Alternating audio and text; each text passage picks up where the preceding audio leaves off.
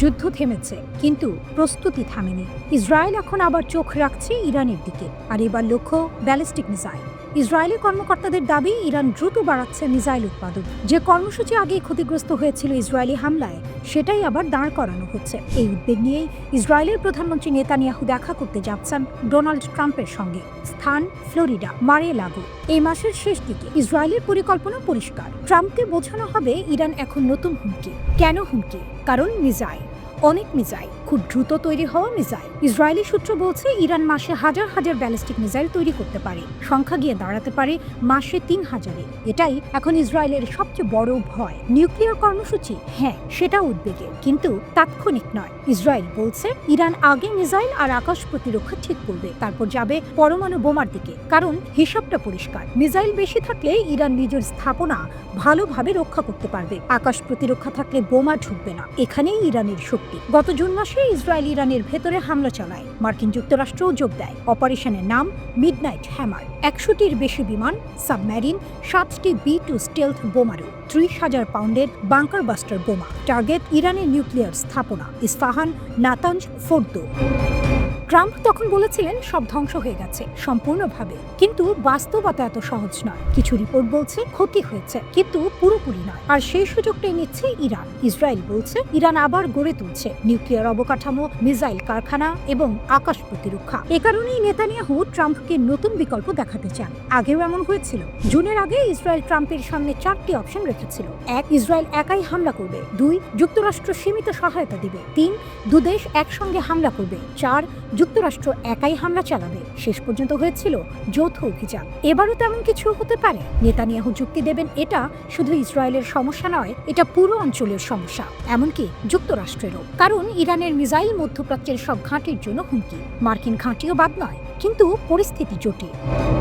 একদিকে ট্রাম্প বলছেন তিনি শান্তি এনেছেন, গাজায় যুদ্ধ থেমেছে, ইরানের নিউক্লিয়ার হুমকি শেষ।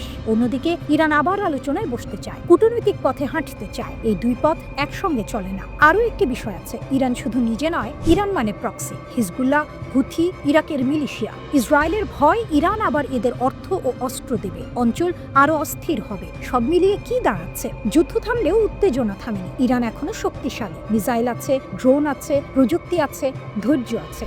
ইসরায়েল জানে আকাশে তারা এগিয়ে, কিন্তু মাটিতে পড়া প্রতিটি মিসাইল একটা বড় ঝুঁকি। এ কারণেই এই ছায়া যুদ্ধ যে কোনো সময় আবার প্রকাশ্য যুদ্ধে রূপ নিতে পারে। প্রশ্ন একটাই, ট্রাম্প এবার কোন অপশন বেছে নেবেন?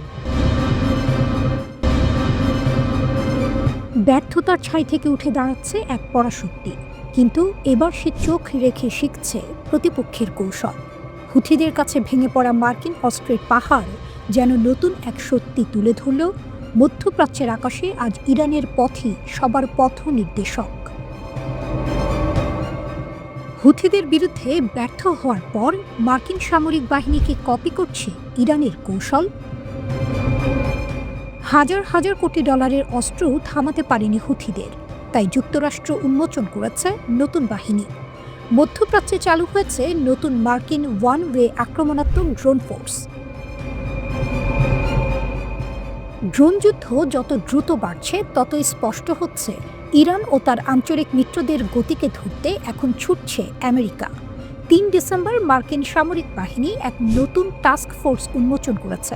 কাজ একটাই, মধ্যপ্রাচ্যে ওয়ান ওয়ে আক্রমণ, ড্রোন পরিচালনা। এই উদ্যোগ দেখাচ্ছে বাড়তে থাকা ড্রোন হুমকির মধ্যে যুক্তরাষ্ট্র চায় নিজেদের অবস্থান আধুনিক করতে। এই বাহিনীর নাম task force scorpion strike, TFSS। হেক্সেথের কম খরচে ড্রোন ব্যবহারের তাগিদের পর এটি তৈরি করা হয়েছে। মধ্যপ্রাচ্যে নিজেদের সস্তা ড্রোন বাহিনী গড়ে তুলছে আমেরিকা।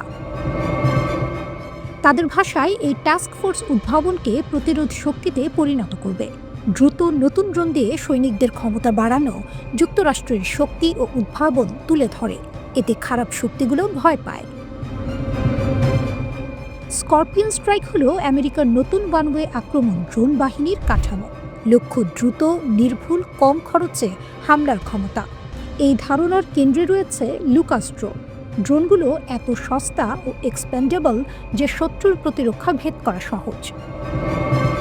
TFSS ইতোমধ্যেই মোতায়েন করেছে একটি লুকাস স্কোয়াড্রন।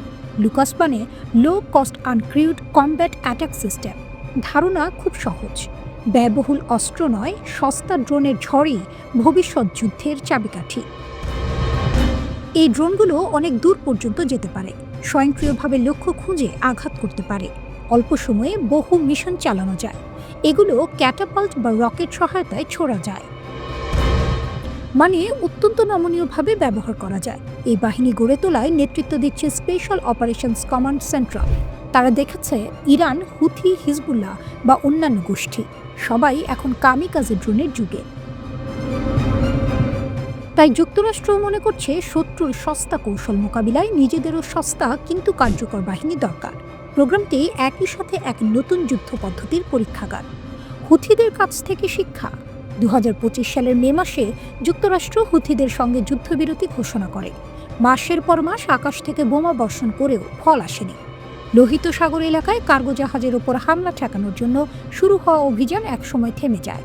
চুক্তিতে অদ্ভুত একটি বিষয় ছিল, হুথিদের ইসরায়েল লক্ষ্য করে হামলা বন্ধ করতে বলা হয়নি। চুক্তির পর হুথিরা মার্কিন যুদ্ধজাহাজে হামলা বন্ধ করে, কিন্তু কার্গো জাহাজ আর ইসরায়েলের দিকে তাদের ড্রোন ও মিসাইল যাওয়া বন্ধ হয়নি। এখানেই দৃশ্যপট বদলায়। ইরান বহু বছর আগে বুঝেছিল ভবিষ্যৎ যুদ্ধ সস্তা ড্রোনের। আজ সেই বাস্তবতা বাধ্য করছে যুক্তরাষ্ট্রকে ইরানের পথ অনুসরণ করতে। মধ্যপ্রাচ্যের আকাশে এখন দুই শক্তির আগুন।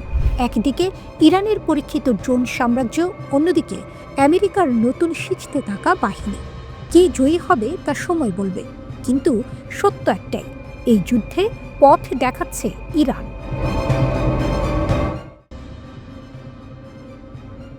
আজ আমরা যে ঘটনার কথা বলবো সেটি শুধু একটি সামরিক দুর্ঘটনা নয়, এটি আধুনিক যুগের সবচেয়ে বড় গোয়েন্দা বিপর্যয়গুলোর একটি, যার ঝাঁকুনি এখন পর্যন্ত ওয়াশিংটন পর্যন্ত পৌঁছে গেছে। ইসরায়েলের ভয়ঙ্কর ভুল, এক বিস্ফোরিত না হওয়া বোমা বদলে দিল মধ্যপ্রাচ্যের শক্তির মানচিত্র, আর সেই ভুলে সবচেয়ে বেশি লাভবান হলো ইরান। কি ঘটেছিল? ইসরায়েল নভেম্বরে লেবাননে একটি টার্গেটেড স্ট্রাইক চালায়। লক্ষ্য ছিল হিজবুল্লাহ কমান্ডার হাইয়াম আলী তাবতাবাই। এই মিশনে তারা ব্যবহার করেছিল মার্কিন যুক্তরাষ্ট্রের অত্যাধুনিক GBU-39B বোমা, যার কাজ নির্ভুলভাবে লক্ষ্যবস্তুতে আঘাত হানা। কিন্তু সমস্যা হলো, একটি বোমা বিস্ফোরিতই হয়নি। এখান থেকেই শুরু হলো এমন একটি ঘটনা যেটি এখন আমেরিকার সামরিক বাহিনীকে দিশেহারা করে দিয়েছে। হিজবুল্লাহ নিখুঁত উদ্ধার অভিযান। বোমাটি পড়ার কয়েক মিনিটের মধ্যেই হিজবুল্লাহর বিশেষ ইউনিট সেখানে পৌঁছে যায়। তারা আতঙ্কিত হয়নি, পালায়নি, বরং যা করেছে সেটিকে গোয়েন্দা কর্মকর্তারা বলছেন টেক্সট বুক রিকভারি অপারেশন। তারা বোমার প্রতিটি অংশ ছবি তোলে, নিরাপদে ডিফিউজ করে, ভেতরের ইলেকট্রনিক্স খুলে ফেলে, গাইডেন্স সিস্টেম, সেন্সর, ফিউজ সব খুলে নেয় এবং সবশেষে 24 ঘন্টার মধ্যেই পুরো জিনিসটি পৌঁছে দেয় ইরানের হাতে। ইরানের ল্যাবে এখন আমেরিকার তৈরি নির্ভুল বোমার পুরো প্রযুক্তি বিশ্লেষণ করা হচ্ছে। কিন্তু এখানেই শেষ নয়, আরেকটি বড় ধাক্কা এসেছে যুক্তরাষ্ট্রের জন্য। ইরানের নিউক্লিয়ার স্থাপনাগুলোর ওপর জুনে চালানো মার্কিন আক্রমণে ব্যবহৃত হয়েছিল ভয়ঙ্কর GBU-57 ম্যাসিভ অর্ডিন্যান্স পেনিট্রেটর, যা পাহাড়ের নিচের গভীর বাংকার ধ্বংস করার জন্য বানানো। খবর বেরিয়েছে এই দানবাকৃতির বোমাগুলোর অন্তত একটি বিস্ফোরিত হয়নি, আর সেটিও এখন ইরানের হাতে। অর্থাৎ এখন ইরানের বিজ্ঞানীরা শুধু ছোট প্রিসিশন বোমার প্রযুক্তি নয়, বরং বিশ্বের সবচেয়ে শক্তিশালী বাংকার বাস্টার প্রযুক্তিও বিশ্লেষণ করছে। ইরান কি করছে? ইরান কেবল প্রযুক্তি দেখেই থেমে নেই, তারা এটিকে কাজে লাগাচ্ছে। সাম্প্রতিক প্রতিবেদন বলছে ইরানের ফাতাহ হাইপারসনিক মিসাইলের নতুন ওয়ারহেড ডিজাইন করা হয়েছে GBU-57 এর প্রযুক্তি দেখে। খোররামশার 4 ব্যালিস্টিক মিসাইলের নতুন সংস্করণেও এই প্রযুক্তি ব্যবহার করা হচ্ছে। ইরান এখন এমন ওয়ারহেড তৈরি করছে যা 20 মিটার রিইনফোর্সড কনক্রিট ভেদ করতে পারে, যা আগের তুলনায় বিশাল অগ্রগতি। অর্থাৎ যেসব স্থাপনাকে একসময় নিরাপদ ধরা হতো, এখন সেগুলোও ইরানের মিসাইলের সামনে ঝুঁকিপূর্ণ। কেন এত বড় সমস্যা আমেরিকার জন্য? কারণ এই প্রযুক্তিগুলো গোপন ছিল। দশকের পর দশক ধরে গবেষণা ও বিলিয়ন ডলার খরচ করে আমেরিকা এই বোমাগুলো তৈরি করেছে। এখন গাইডেন্স সিস্টেম, পেনিট্রেশন প্রযুক্তি, সেন্সর, ফিউজ সবই ইরানের হাতে। এই একটিমাত্র অবিস্ফোরিত বোমা ইরানের আগামী প্রজন্মের মিসাইলগুলোকে আরও ভয়ঙ্কর করে তুলতে পারে। ওয়াশিংটন কেন এত উদ্বিগ্ন? কারণ ব্যাপারটা এখন আর শুধু প্রযুক্তি নয়, এটি ক্ষমতার ভারসাম্যের ব্যাপার। দীর্ঘদিন ধরে আমেরিকা ও ইসরায়েল পুরো মধ্যপ্রাচ্যে তাদের প্রযুক্তিগত আধিপত্য দেখিয়ে এসেছে, কিন্তু এই ঘটনায় সেই আধিপত্যে বড় একটি ফাঁক তৈরি হলো। ইরান ছিল আগেই শক্তিশালী, এখন তাদের হাতে রয়েছে guidance technology, deep penetration system, মার্কিন যুদ্ধ অস্ত্রের রিভার্স ইঞ্জিনিয়ারিং ক্ষমতা। এটি ইরানের জন্য এক বিশাল জয়, যা তারা কোনো যুদ্ধ ছাড়াই পেয়ে গেল। রাফাল বনাম জে-10সি, আকাশের সিংহাসনে কার রাজত্ব? ফ্রান্সের গর্জন নাকি চীনের ঝড়? আকাশ, যেখানে গতি মানেই বেঁচে থাকা আর ভুল মানেই ধ্বংস, সেই নীল শূন্যে এখন আলোচনার কেন্দ্রবিন্দু দুটি যুদ্ধ বিমান, ফ্রান্সের রাফাল আর চীনের জে-10সি। দেখতে ভিন্ন, প্রযুক্তিতে আলাদা, কিন্তু প্রশ্ন একটাই, যুদ্ধে কে হবে রাজা? রাফাল হলো এক বহুমুখী যুদ্ধ বিমান, যা তৈরি করেছে ফ্রান্সের দাসো এভিয়েশন। এই বিমানের গতি ঘন্টায় প্রায় 2200 কিলোমিটার, আর এটি পারমাণবিক অস্ত্র বহন করতে সক্ষম। অর্থাৎ রাফাল কেবল আকাশযুদ্ধের অস্ত্র নয়, এটি এক উড়ন্ত শক্তির প্রতীক, এক মহাশক্তিধর যুদ্ধযন্ত্র। অন্যদিকে জে-10সি হলো চীনের আধুনিক ফাইটার জেট, যা সজ্জিত শক্তিশালী নিক্স রাডার এবং AESA বা অ্যাক্টিভ ইলেকট্রনিক্যালি স্ক্যান্ড অ্যারে প্রযুক্তি দিয়ে। এটি চীনের সামরিক প্রযুক্তির নতুন দিগন্ত খুলে দিয়েছে। তবে বিশেষজ্ঞদের মতে রাফালের সেন্সর প্রযুক্তি এবং ইলেকট্রনিক ওয়ারফেয়ার সিস্টেম একে করেছে আরও নির্ভরযোগ্য ও মারাত্মক। গত মে মাসে ভারত ও পাকিস্তানের মধ্যে সংঘাতের সময় রাফাল যুদ্ধ বিমান নিয়ে আলোচনা হয়েছিল ব্যাপকভাবে। পাকিস্তানের দাবি ছিল তারা চীনের তৈরি জেট ইঞ্জিন চালিত যুদ্ধ বিমান দিয়ে ভারতের একটি রাফাল ভূপাতিত করেছে, তবে ভারত সেই দাবি অস্বীকার করেছিল। এখন আবার আলোচনা এসেছে জে-10সি যুদ্ধ বিমান, তবে এবার বাংলাদেশের প্রেক্ষাপটে। কারণ এ মাসের শুরুর দিকে কয়েকটি সংবাদ মাধ্যমে খবর প্রকাশ হয়েছে যে বাংলাদেশ চীন থেকে প্রায় $2 বিলিয়ন ব্যয়ে 20টি জে-10সি যুদ্ধ বিমান কিনতে যাচ্ছে। এই জে-10সি আসলে জে-10সি বি মডেলের রপ্তানিযোগ্য সংস্করণ, যা বিদেশি ক্রেতাদের জন্য চীন তৈরি করেছে। এরপর স্বাভাবিকভাবেই দুই ধরনের যুদ্ধ বিমানের পার্থক্য নিয়ে কৌতূহল তৈরি হয়েছে অনেকের মনে। প্রশ্নটা এখন একটাই, রাফাল আর জে-10সি দুইয়ের মধ্যে পার্থক্য আসলে কোন কোন জায়গায়? ফ্রান্সের দাসো এভিয়েশনের তৈরি রাফাল যুদ্ধ বিমান যেন আকাশের সর্বগামী যোদ্ধা। ঘন্টায় গতি 2200 কিলোমিটার, আক্রমণ চালাতে পারে শত্রুর মাটিতেই, আকাশে, এমনকি সমুদ্রেও।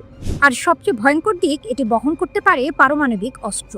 অন্যদিকে চীনের তৈরি জে-10সি হলো এক আধুনিক, স্মার্ট ও দ্রুত প্রতিদ্বন্দ্বী, যা রয়েছে শক্তিশালী AESA রাডার আর উন্নত এভিওনিক্স সিস্টেম। কিন্তু পার্থক্য সেখানেই শেষ নয়। রাফাল চলে দুটি ইঞ্জিনে, মানে এক ইঞ্জিনে আঘাত লাগলেও আরেকটি তাকে বাঁচিয়ে আনতে পারে। বিপরীতে জে-10সি হলো একক ইঞ্জিনের যুদ্ধ বিমান, দাম কম কিন্তু ঝুঁকি বেশি।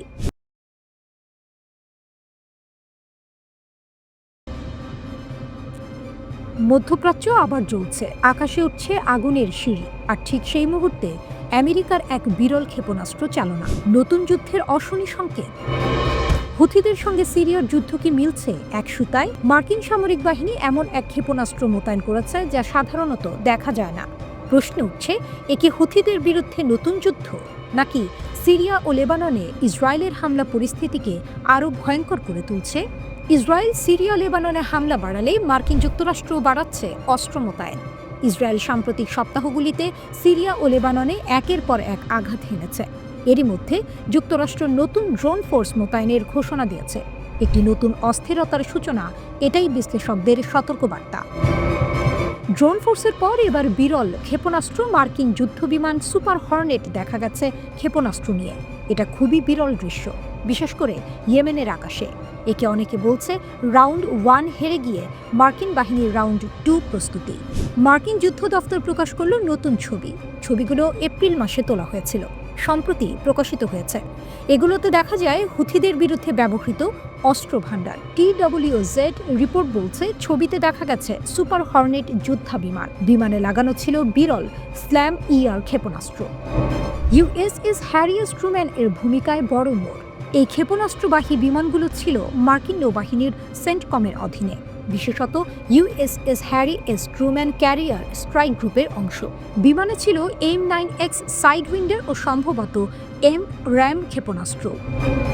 স্ল্যাম ER ক্ষেপণাস্ত্র সাধারণত সুপার হর্নেটে ব্যবহৃত হয় না, তাই বিশ্লেষকেরা বলছেন এতে বোঝা যাচ্ছে পরিস্থিতি কতটা নাজুক। স্ল্যাম ER ক্ষেপণাস্ত্র কি? আকাশ থেকে ছোড়া ল্যান্ড অ্যাটাক সংস্করণ, রেঞ্জ প্রায় 170 মাইল, উচ্চ সাবসনিক গতি, রাডারে ধরা পড়ে কম, জটিল উপকূলীয় এলাকায় নিখুঁত আঘাত, জিপিএস প্লাস ইনফ্রারেড ইমেজিং নির্দেশনা স্থির বা চলন্ত উভয় লক্ষ্যে আঘাত হানে।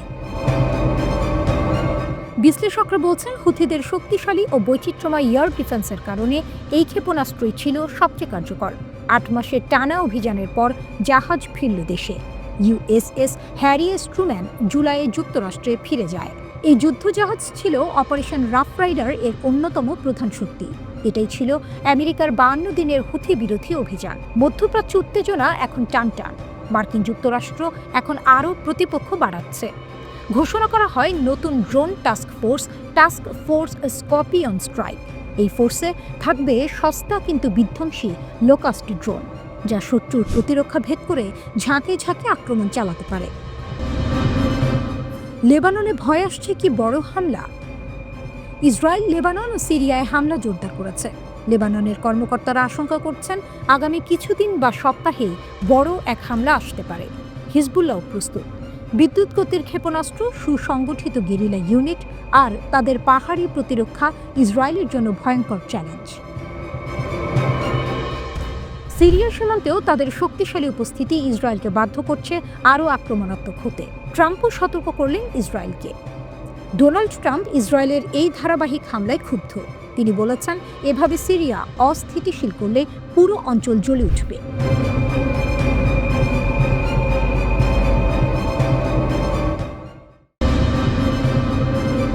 রাশিয়ার জেট, চীনের প্রতিরক্ষা ব্যবস্থা আর দেশীয় মিসাইল। ইরান প্রস্তুত পরবর্তী সংঘর্ষের জন্য। ইতিহাসে প্রথমবার জুন মাসে ইসরায়েল ও যুক্তরাষ্ট্র সরাসরি হামলা চালায় ইরানের ভেতরে। ১৯৭৯ সালের বিপ্লবের পর এমন দৃশ্য কেউ ভাবেনি। এখন নিষেধের দেয়াল ভেঙে গেছে। ১৩০ কিলোমিটার দূরে ইরান ইসরায়েল দুই দেশই যেন নতুন যুদ্ধের জন্য নিঃশ্বাস ধরে আছে।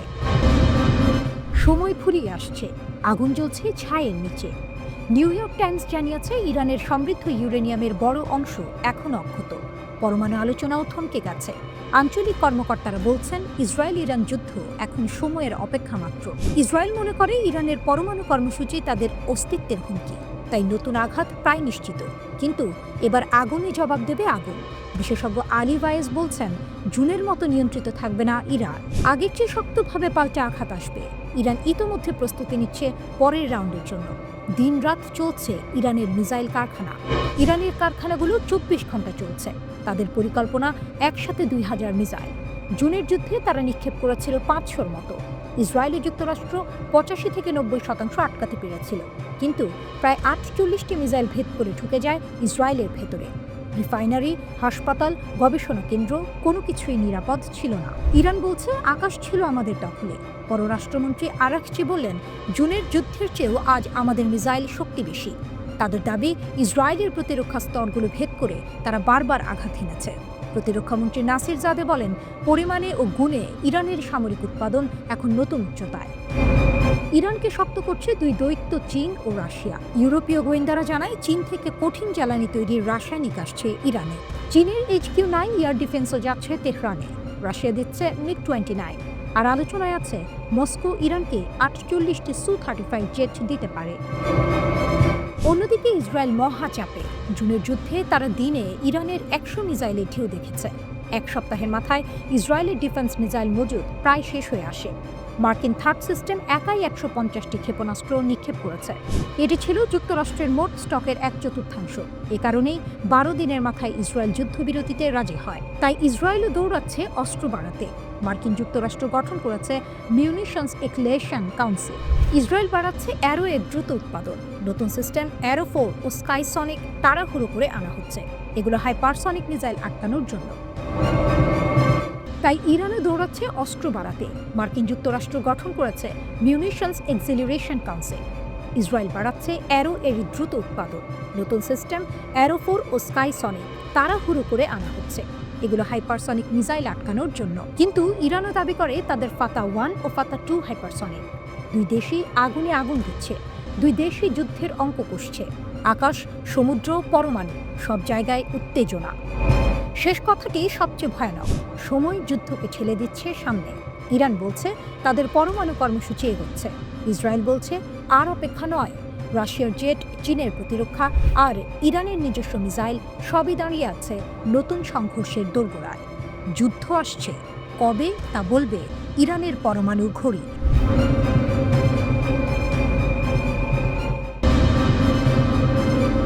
চীনের কিলিং অর্ডার জাপানের আকাশে ভয়াল শক তৈরি করেছে। চীনের যুদ্ধবিমান জাপানের F-16 দিকে ওয়েপন্স রাডার লক করল। উত্তেজনা চরমে। বেজিংয়ের ফিঙ্গার অন দ্য ট্রিগার পরিস্থিতি টোকিওর অবজ্ঞার মুখোমুখি। তাইওয়ানকে কেন্দ্র করে টোকিও দৃঢ়।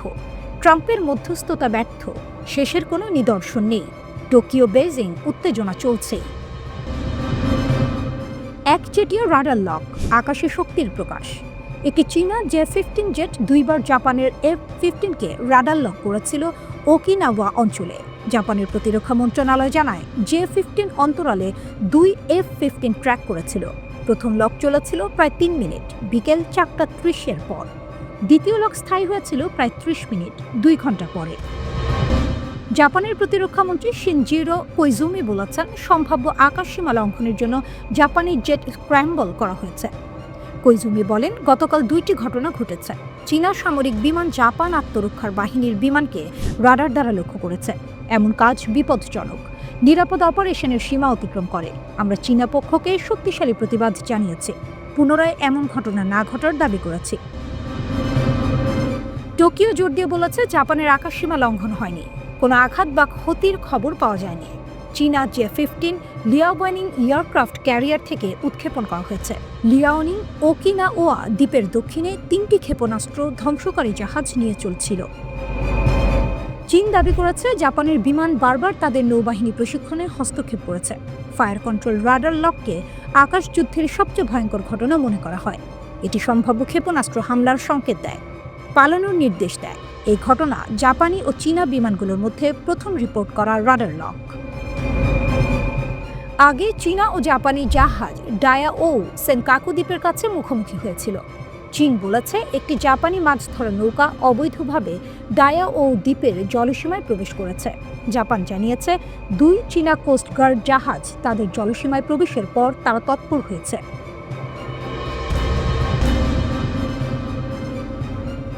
জাপান চীন সম্পর্ক আরও খারাপ হয়েছে প্রধানমন্ত্রী সানায়ে তাকাইচির মন্তব্যের কারণে।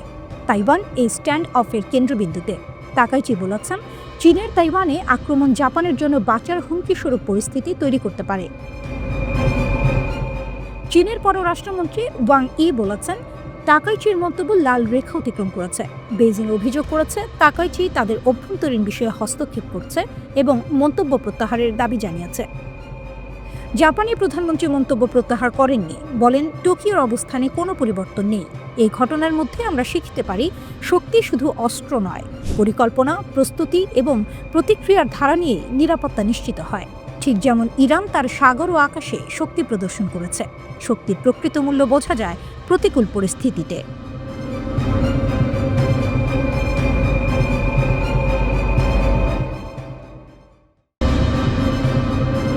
যুক্তরাষ্ট্র এখন ইরান থেকে এগিয়ে যেতে চায়, কম সময় দিতে চায়, কম শক্তি খরচ করতে চায়। কারণ একটাই, 46 বছরের বেশি সময় ধরে যুক্তরাষ্ট্র ইরান নিয়ে ব্যস্ত, কিন্তু ফল খুব কম। ডোনাল্ড ট্রাম্পের নতুন জাতীয় নিরাপত্তা কৌশল এই বাস্তবতাই বলছে। এই নথিতে ইরানের নাম এসেছে মাত্র 3 বার। একটা বড় বার্তা স্পষ্ট, কিন্তু বাস্তবতা এত সহজ নয়।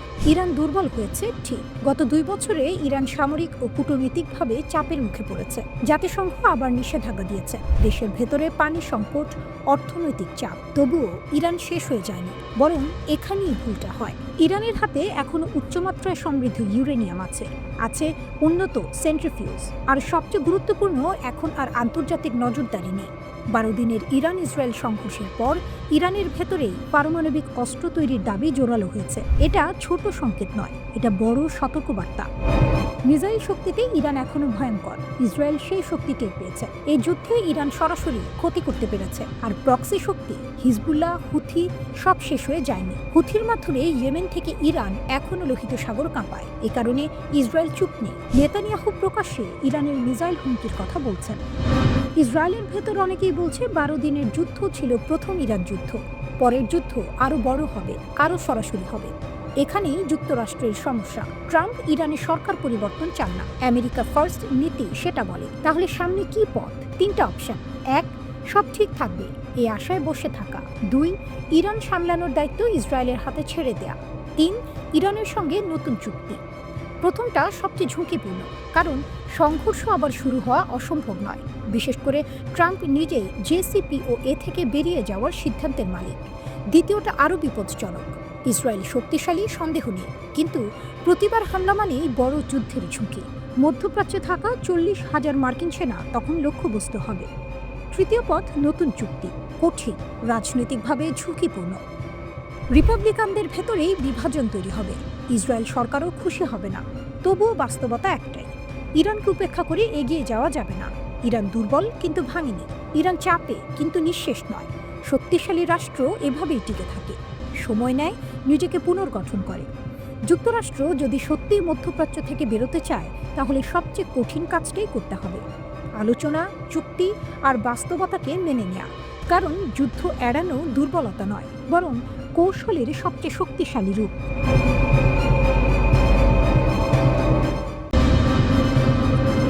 ইসরায়েল কবে আবার ইরানকে আক্রমণ করবে? আজকের ভিডিওতে আমরা যে প্রশ্নটি নিয়ে কথা বলবো সেটি শুধু মধ্যপ্রাচ্য নয়, সারা বিশ্বের কূটনৈতিক মহলে ঘুরে ফিরে আসছে। ইসরায়েল আবার কবে ইরানকে আঘাত করবে? এই প্রশ্নের উত্তর খুঁজতে গেলে আমাদের ঝুঁকতে হবে দুই দেশের মাঝে থাকা দীর্ঘবিরতির নীরবতায়, যেটাকে অনেক বিশেষজ্ঞ যুদ্ধবিরতির মতো নয়, বরং দুই যুদ্ধের মাঝের নীরব মঞ্চ বলে উল্লেখ করেন। পরবর্তী যুদ্ধকে অবশ্যম্ভাবী। বিশ্ব তাকিয়ে থাকে হরমুজ প্রণালীর দিকে। কবে আবার বড় কোনো বিস্ফোরণ ঘটবে? বাস্তবতা হলো, পরের যুদ্ধ হবে কি হবে না এটি আর প্রশ্নই নয়, প্রশ্ন হলো কবে, আর সেই যুদ্ধই কি অঞ্চলের শেষ বড় যুদ্ধ হয়ে দাঁড়াবে? প্রতিটি মাস ইরানকে আরও শক্তিশালী করে তুলছে। ইরান তার রাডার বদলায়, নতুন নতুন ক্ষেপণাস্ত্র ব্যাটারি গড়ে তোলে, যার গতি ইসরায়েল বা যুক্তরাষ্ট্রের প্রতিরোধ ব্যবস্থা পূরণ করতেই হিমশিম খায়। নেতানিয়াহুর টিকে থাকার সূত্র। নেতানিয়াহু এটা খুব ভালোভাবেই বোঝেন। তার কাছে যুদ্ধ কেবল একটি কৌশল নয়, বরং এটি তার ব্যক্তিগত টিকে থাকার লড়াই।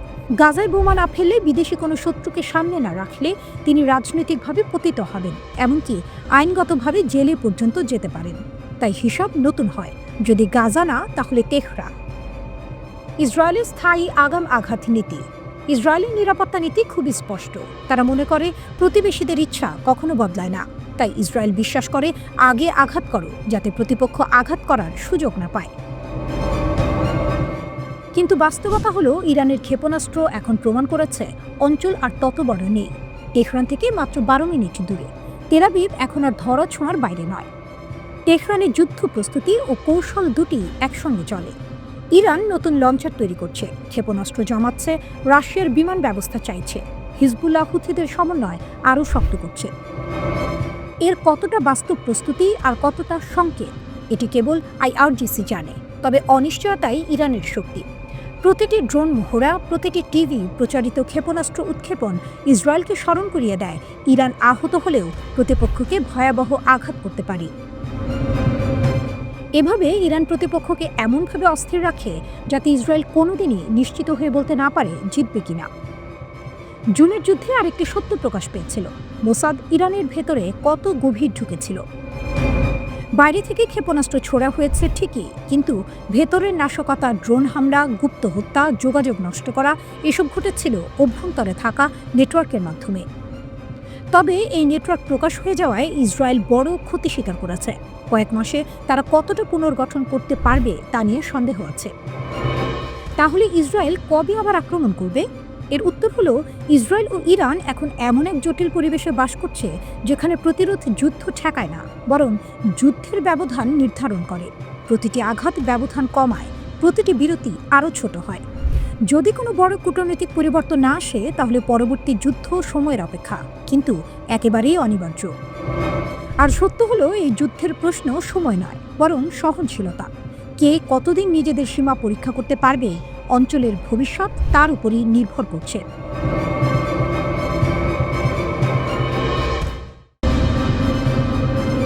ইরান কি আবারও বড় ধরনের সংঘাতের জন্য প্রস্তুত? যে কোনো হুমকির জবাব দিতে কতটা সক্ষম তেহরান?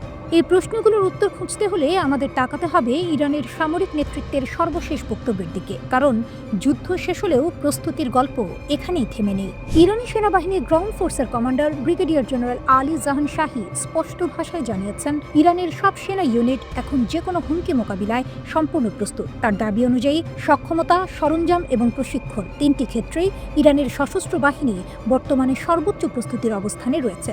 কিন্তু প্রশ্ন হলো, এই আত্মবিশ্বাসের উৎস কোথায়? জেনারেল জাহান শাহী বারবার উল্লেখ করেছেন 12 দিনের যুদ্ধ এর অভিজ্ঞতার কথা। তার মতে এই সংঘাত ইরানের জন্য শুধু একটি যুদ্ধ ছিল না, বরং এটি ছিল একটি বাস্তব পরীক্ষাগার, যেখানে আধুনিক যুদ্ধের প্রায় সব উপাদান, সাইবার, ড্রোন, ক্ষেপণাস্ত্র, মনস্তাত্ত্বিক চাপ সবকিছুরই সম্মুখীন হয়েছে ইরান।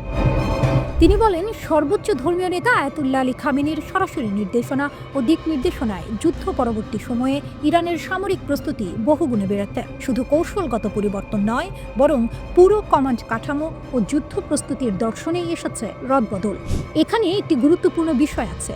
ইরান বারবার জোর দিয়ে বলছে তাদের সামরিক শক্তির বড় অংশই দেশীয় সক্ষমতার উপর নির্ভরশীল। জেনারেল জাহান শাহীর ভাষায়, অত্যাধুনিক প্রযুক্তিতে ইরানের যে অগ্রগতি, তার পেছনে রয়েছে আত্মনির্ভরশীলতা, আত্মবিশ্বাস এবং নিজস্ব প্রযুক্তি উন্নয়নের প্রতি দৃঢ় বিশ্বাস।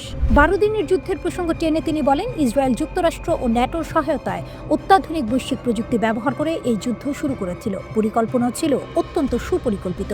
শত্রুপক্ষ বিশ্বাস করেছিল এই সংঘাতের মধ্য দিয়েই ইরানের শাসন ব্যবস্থাকে ভেঙে ফেলা যাবে, কিন্তু বাস্তবতা ছিল ভিন্ন।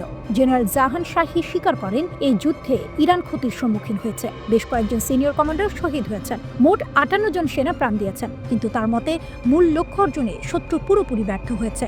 বরং এই যুদ্ধ ইরানের ক্ষেপণাস্ত্র সক্ষমতাকে নতুন করে সামনে এনেছে। ইরান দাবি করে, সংঘাতের সময় তাদের ক্ষেপণাস্ত্র হামলা শত্রুপক্ষের ওপর তীব্র সামরিক ও মনস্তাত্ত্বিক চাপ সৃষ্টি করেছে। বিশেষ করে দখলকৃত অঞ্চলের বিভিন্ন শহরে হামলা ইসরায়েলের নিরাপত্তা ধারণাকেই প্রশ্নের মুখে ফেলেছে। সংঘাতের পেছনের টাইমলাইন দেখলেও বিষয়টি পরিষ্কার হয়। 13 জুন ইসরায়েল ইরানের বিরুদ্ধে আগ্রাসী যুদ্ধ শুরু করে। 12 দিন ধরে ইরানের সামরিক স্থাপনা, পারমাণবিক কেন্দ্র এবং এমনকি আবাসিক এলাকাও লক্ষ্যবস্তুতে পরিণত হয়। পরিস্থিতি আরও ভয়াবহ হয়ে ওঠে 22 জুন, যখন যুক্তরাষ্ট্র সরাসরি যুদ্ধে জড়িয়ে পড়ে। সেদিন নাতানজ, ফোর্দো ও ইস্পাহানের 3টি গুরুত্বপূর্ণ পারমাণবিক স্থাপনায় হামলা চালানো হয়। এর জবাব আসে দ্রুত।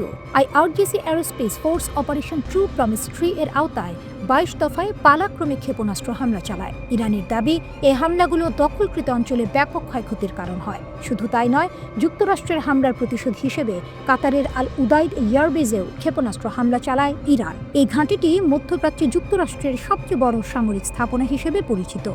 সবশেষে 24 জুন একটি যুদ্ধবিরতির মাধ্যমে সংঘর্ষ থামে, কিন্তু জেনারেল জাহান শাহীর বক্তব্যে একটি বার্তা খুব স্পষ্ট।